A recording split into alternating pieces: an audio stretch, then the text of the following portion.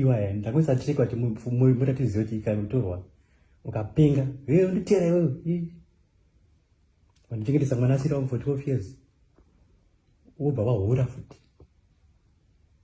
Damn it, you're dangerous. Uchinzwa?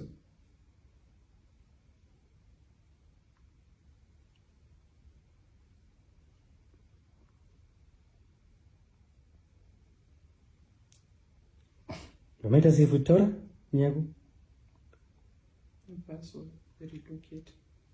Akaita sei? Akaenda kupi? Kupi? Kupi? Kwa America. Ndiko kwa wadotera. Musasangana kwa America whatever ikoko. Kandi munhu waitaura naye pa FaceTime zwari. Wanta benzi nini? Usadaro. Ndeta nepa WhatsApp. Wata nepa WhatsApp.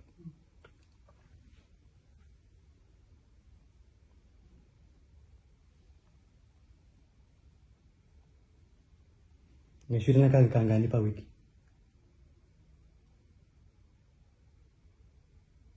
Ndinyi ma sexy nini murumu wako iwe. Ita benzi, ndi drug amenza wendita. Kangani pa wiki na Kobe wako.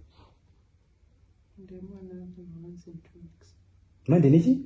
Once in 2 weeks. There's someone every day. Once in 2 weeks? Mushira na kumba kwake koko. Kumba kwake. Ani mkazi mpa Brazil. Wenza wa Brazil kupi? Kwa Vondeo. Mupinda. Pado. Tunga kisani. Nanti. Taura. Mitasi. What was the routine? After week, we met drama off days. Drama off days. We dance the benzi. She said like basa ko kanti do window basa. Eh?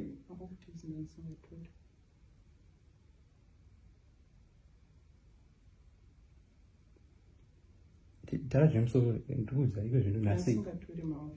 Tara jimso usati maintain unaziye zvako zvinhu. Eh?